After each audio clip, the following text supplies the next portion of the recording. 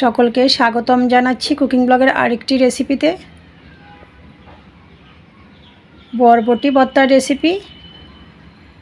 তো যাদের মুখে রুচি নেই, ঝড় সর্দি ঠান্ডা লেগে আছে, ওনারা ভর্তাটা এইভাবে ট্রাই করতে পারেন।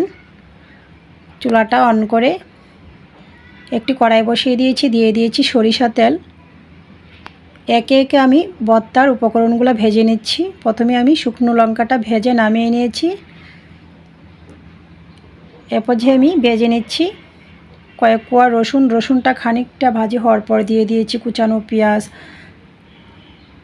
মরিচ, পরিমাণ মতো লবণ, চিংড়ি মাছ, কালো জিরে নাড়াচাড়া করে আবারও 2-3 মিনিট ভেজে নিয়েছি। তো ভাজি হয়ে গিয়েছে, নামিয়ে নিয়েছি। একই পাত্রে দিয়ে দিয়েছি আরও খানিকটা সরিষা তেল, বরবটি, স্বাদ মতো লবণ, পরিমাণ মতো হলুদ গুঁড়া, নাড়াচাড়া করে বরবটিটাও ভেজে নেব। আবার অনেকেই লইব্যও বলে থাকেন। ঢাকনাটা দিয়ে দিয়েছিলাম, ফিরে আসছি মিনিট খানেক পর। এভাবে নাড়াচাড়া করে বরবটিটা ভেজে নেব। দিয়ে দিয়েছি ছাদ বাগানের ধনিয়াপাতা, আবারও নাড়াচাড়া করে নিয়েছি। সব কয়টা উপকরণ ভাজা হয়ে গিয়েছে। এরপর যে আমি শিলপাটায় বেটে নেব। প্রথমেই পাটাটা ক্লিন করে নিয়েছি, একে একে সব কয়টা উপকরণ বেটে নেব।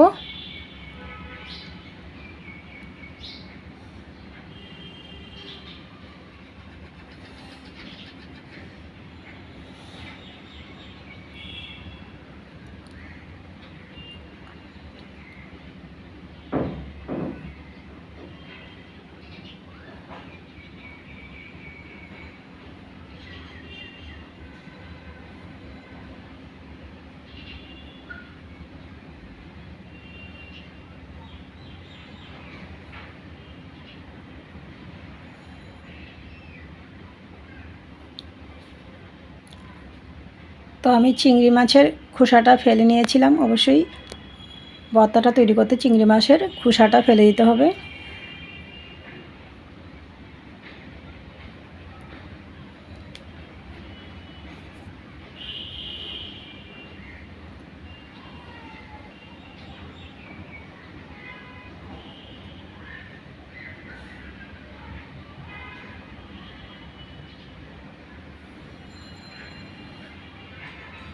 তো রেডি হয়ে গিয়েছে 3 বারের মতো বাটার পর আমার বরবটি ভর্তার রেসিপি।